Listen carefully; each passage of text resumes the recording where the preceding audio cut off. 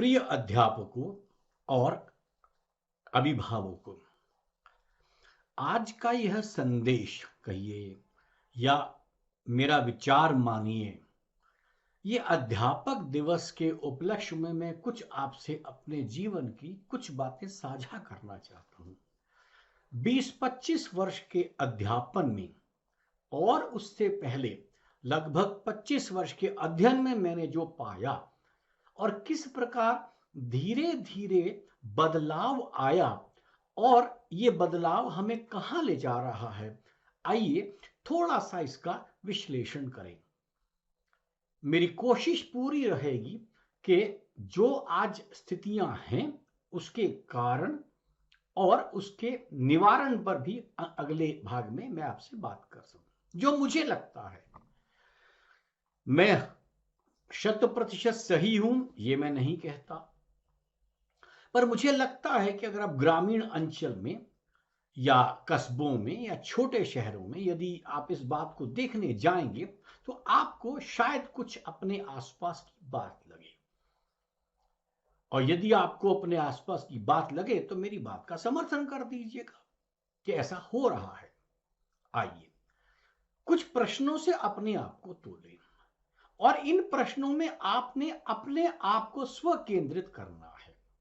यह नहीं कि उसने क्या कहा, स्व केंद्रित कि आपके साथ क्या ये घट रहा है, क्या आपके पास पड़ोस माने आपके परिवार में ये घट रहा है। अगर परिवार में घट रहा है, आपके साथ घट रहा है, इसका सीधा सा अर्थ है ये समाज में घट रहा है और विश्व में घट रहा है। ये सारी चीजें एक साथ साथ जाएंगी।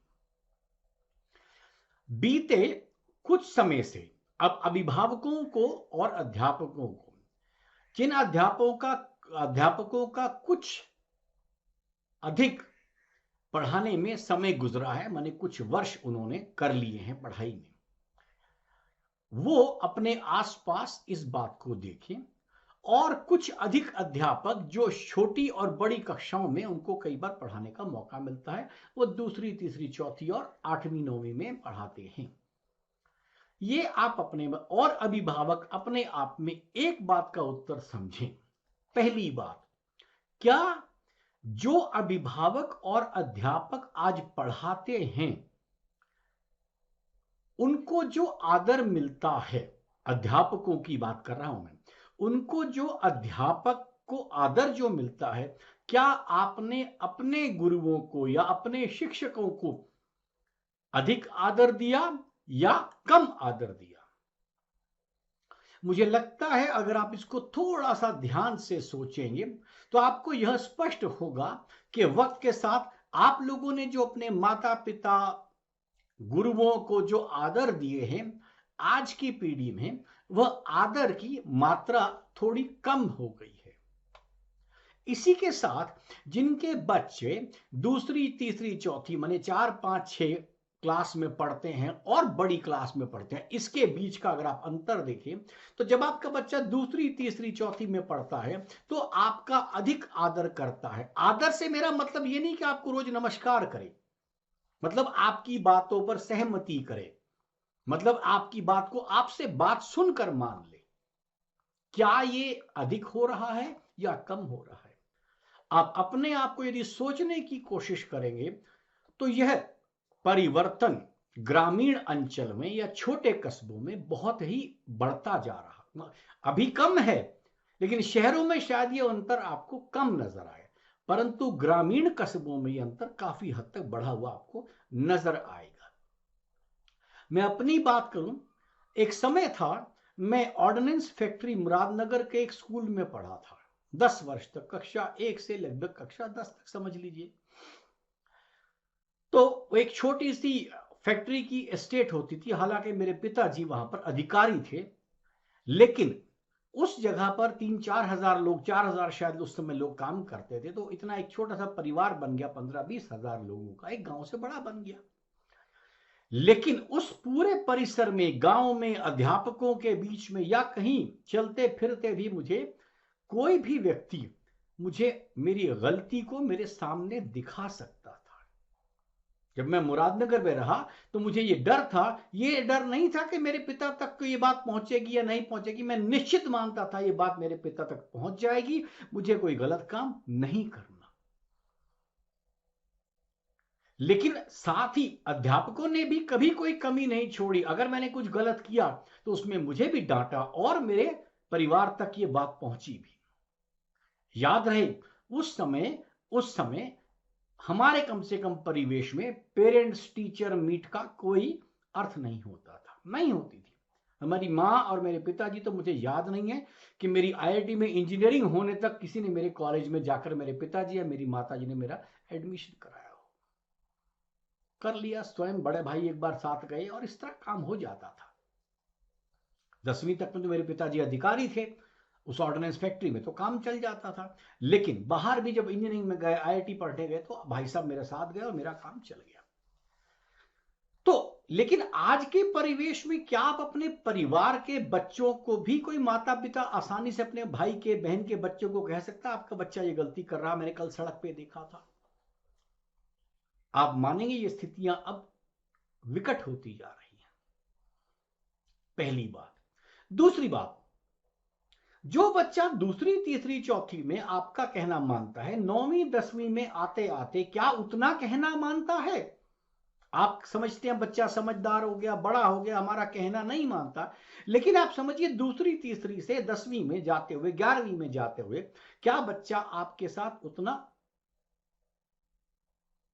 कहना मानता है? अब मैं इसके विरोध में आऊंगा। सुनिए, बच्चे आज आपसे ऐसा तर्क कर सकते हैं जिसका आपके पास उत्तर नहीं है। इस मॉडर्न एजुकेशन सिस्टम ने बच्चों को एनालिटिकल माइंड दिया है, बहुत अधिक वो सोचती हैं। और एक बात और है, कक्षा तीसरी चौथी से लेकर के आप, या दूसरी से लेकर के आप, जब तक बच्चा 13-14 वर्ष का होता है, ये मनोवैज्ञानिक भी मानते हैं कि बच्चा सबसे अधिक इंक्विजिटिव होता है, माने सबसे अधिक प्रश्न उस समय करता है। और वो समय होता है जब बच्चा शिक्षा के लिए स्कूल जाता है। एक बात पर आप और मानिए, कभी भी जो बच्चा स्कूल से पढ़कर आता है, बचपन की बात मैं पहले कर रहा हूं जब बच्चे को अधिक इंफॉर्मेशन जैसी रहती है, कभी भी बच्चे के लिए स्कूल के जो टीचर थे या स्कूल के जो अध्यापक हैं, विद्यालय के अध्यापक हैं, वो हमेशा माता पिता से अधिक क्रेडिटेबल हैं। बच्चा कहता नहीं मेरी मैम तो ये कहती है। हम लोग तो खैर मैम नहीं कहा करते थे, हमारे, मुझे याद है 10वीं तक हम लोग मास्टर जी कहा करते थे और बहन जी कहा करते थे जो हमें पढ़ाते थे। लेकिन उस समय भी हम उनसे अधिक तर्क नहीं करते थे। कई बार ऐसा भी होता था कि हम समझ भी लेते थे वो गलत है, लेकिन फिर भी तर्क नहीं करते थे।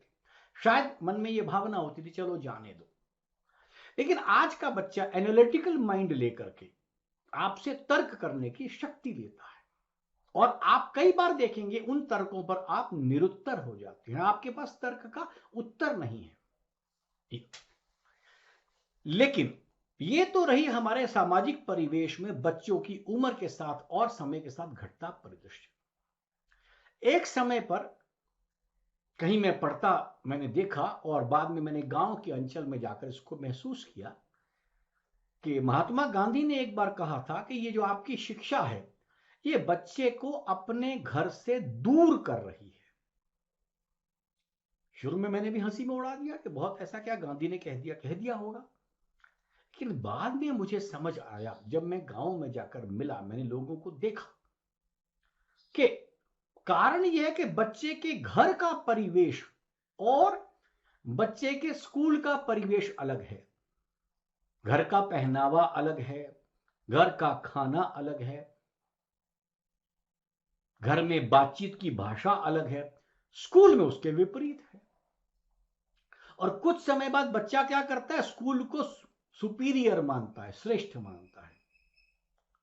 तो सीधी बात है, अगर आप स्कूल को श्रेष्ठ मानोगे तो घर वालों को नीचे मानोगे।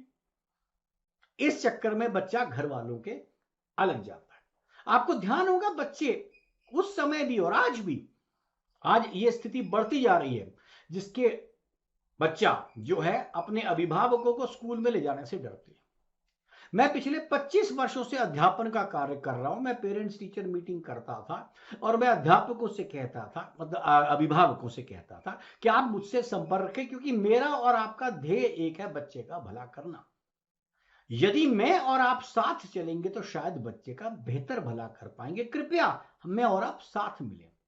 लेकिन सुनने में ये आया, धीरे धीरे ये प्रवृत्ति बढ़ती गई कि बच्चे के अगर अभिभावक मुझे फोन कर लेते हैं तो उसका बच्चा उनको कहता है, आपने मेरे घर में क्यों फोन किया? मेरे स्कूल का तो कोई भी बच्चे का फोन हमारे सर को नहीं आता। ये स्थितियां हो गई। अब जरा इसको दूसरे परिवेश में समझें। जो मैंने आपसे कहा, घर से बच्चा कटने क्यों लगा? हुआ ये कि बच्चे के बीच में जो बातें आपने करी, बच्चे को हम जो विद्यालय में पढ़ाने के लिए लाए, हम ये भूल गए बच्चे को क्या पढ़ाया जा रहा है, वाकई क्या वो पढ़ाया जाना था, उसकी हमें आवश्यकता थी या नहीं थी। एक छोटी सी बात से आपका उदाहरण दूंगा। तीसरी क्लास के अंदर बच्चों को पढ़ा दिया जाता है।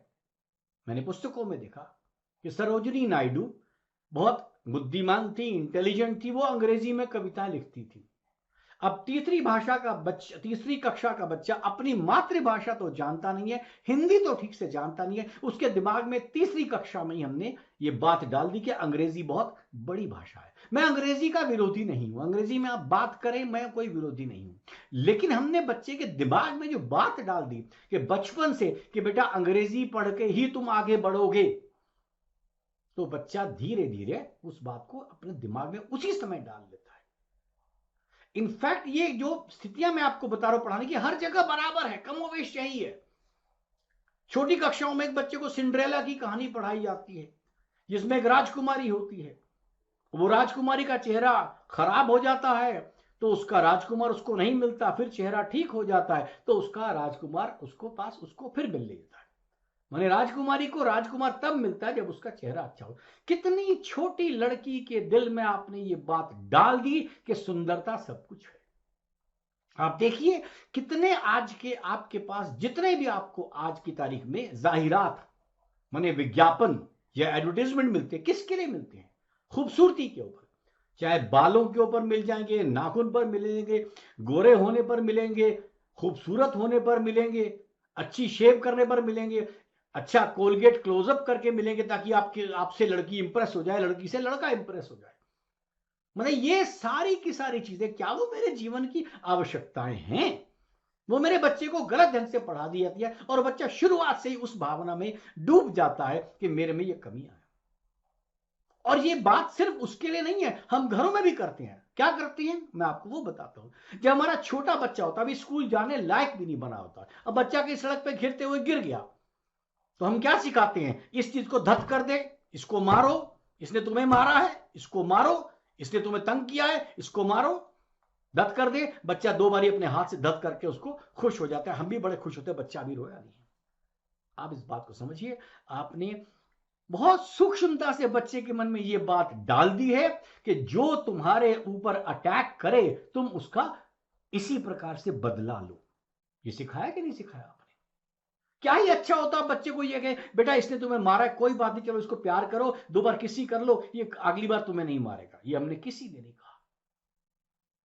तो ये चीजें हमारे अध्यापक दिवस के दिन मैं बताना चाहता हूं कि हम बच्चों के सर्वांगीण विकास के लिए कितने स्वयं में दोषी हैं, किस प्रकार की चीजें हमारे बच्चों को पढ़ाई जा रही हैं। हर किताब में मैं आपको बताऊं, कभी सफाई पर आप पुस्तक देख लीजिएगा, जहां पर साफ घर दिखाया जाएगा वहां पर देखिए सफाई तो सफाई है, अच्छी चीज है स्वच्छता, लेकिन क्या दिखाया पुस्तकों में, तीसरी चौथी की पुस्तकों में आप देख सकते हैं, जहां गंदगी दिखाई है वहां पर एक गांव की महिला दिखाई है, वो किचन में खाना बना रही है अपने, वहीं बैठकर बच्चा खा रहा है और भूस की झोपड़ी और ऊपर ऊपर कुछ बना दिया गया, वहां दिखा दिया एक चीज गिरी पड़ी है, ये गंदगी है, गंदगी भी दिखा दिया। लेकिन वहीं पर सफाई के वक्त में क्या है, आप आराम से देखिए, एक ड्राइंग रूम है जहां पर साहब मेम साहब बैठे हुए हैं, सामने चटाई है उस पर बैठे हुए हैं, एक टेबल है उस पर चाय पड़ी हुई है और सामने टीवी चल रहा है। अब आप स्वयं सोचकर बताएं कि टीवी का सफाई से क्या रिश्ता? बच्चा बचपन में, क्योंकि वो उम्र बच्चे की ऐसी है जो चित्रों को ज्यादा कंसीव करता है, पिक्टोरियल चीजें ज्यादा उसके दिमाग में असर करती हैं। तो कैसी असरता हमने डाली है कि सफाई का मतलब टीवी के सामने बैठना सफाई है। हमने किस प्रकार से कितनी अंधेरी गलियों में उनको डाला है। हमारी शिक्षा में कितनी चीजें ऐसी हैं जो बच्चों को हमसे धीरे धीरे दूर करती है। तो इस पर इतना कहकर मैं अपनी वाणी को विराम दूंगा। अगले अंक में मैं इसके एक कदम आगे बात करूंगा, इस शिक्षा का और क्या दुष्प्रभाव है।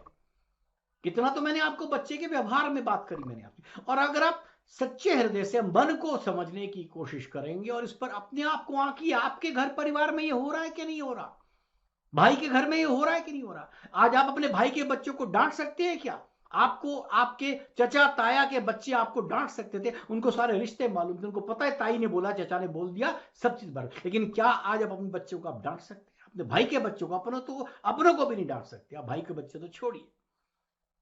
इस प्रकार से हम किस परिवेश के अंदर बच्चों को ले जा रहे हैं, और शिक्षा ने हमें क्या दिया, इसका कुछ और विस्तार, जिससे आपको यह पता लगेगा कि धीरे धीरे आदर सम्मान। मुझे आदर सम्मान का मतलब यह नहीं है बच्चा कम से कम आपका कहना मान ले, लेकिन इतने अगर आपसे चलिए बात भी करता है, अध्यापकों का अपमान भी करता है, क्या उनके संबंध सुधरे हैं? मैं तो आपको मुरादनगर की बात बताता हूं। हमारा 40 साल के बाद मैं मुरादनगर गया, 40 सालों के बाद 76 का मुरादनगर मैंने छोड़ा, और 2020 में हमने अध्यापकों के साथ अपनी एक मीटिंग करी, सारे बच्चे पुराने वहां पहुंचे। क्या समा था वो, क्या समा था वो। सबने पुरानी बातें याद करी। आज सब लोग पुरानी बातें याद करते हैं। क्या क्या क्या समा था वो अध्यापकों ने भी हमें उतना ही प्रेम दिया, उतना ही आशीर्वाद दिया। आपस के हम भी आपस में अपने मित्रों को 40 साल मिले, शायद 2-4 बार मिले नहीं जिंदगी में, अगले 40 में आज भी उतनी आत्मीयता से मिलते हैं। आज का बच्चा अपने कॉलेज से निकलने के बाद, स्कूल से निकलने के बाद दूसरे दोस्त को उतना आत्मीयता नहीं दे पाता। क्यों? ये शिक्षा हमारे पास क्या कर रही है? आइए जरा इसको और विस्तार से अगले अंक में समझेंगे। आपने यहां तक मेरी बात समझी, धन्यवाद आपका बहुत बहुत। मैं यही आपसे कहना चाहता था। यदि आपको इस पर कुछ आक्षेप हो, मैं ये नहीं कह रहा जो मैं कह रहा हूं वो 100% सत्य है, मैं किसी को चैलेंज नहीं कर रहा हूं कि मैं कह रहा हूं, लेकिन मैं कह रहा हूं आप अपने अपने घरों में आसपास देखिए, अगर आपको लगे तो इसके आगे भी हम इस पर चर्चा जारी करेंगे। अगला अंक में शीघ्र दूंगा। हाँ, आपके कुछ प्रश्न हो तो मेरे YouTube पे आप लिख कर मुझसे पूछ सकते हैं, जो भी मुझसे संभव होगा, जो मेरे अपने ज्ञान, मैं नहीं कह रहा मैं सर्वज्ञानी हूं या मैं जो कह रहा हूं वो सर्व सत्य है, लेकिन जो कुछ भी मैं बता सकता हूं आपसे जरूर बात करूंगा। और ये बात मेरे मन में क्यों आई, मैं 25 वर्षों से बच्चों को पढ़ा रहा हूं, और मैंने इस 25 वर्षों में, जो 25 साल पहले बच्चा IIT में गया और जो आज बच्चा IIT में जाता है, जो जहां जाता है उनके मन में क्या भावनाओं का फर्क आ गया, आप जानते हैं कितना बड़ा साइकोलॉजिकल ड्रॉबैक आ गया, उसको समझना बहुत जरूरी है। आशा करता हूं मेरी बात आप तक पहुंची होगी। धन्यवाद।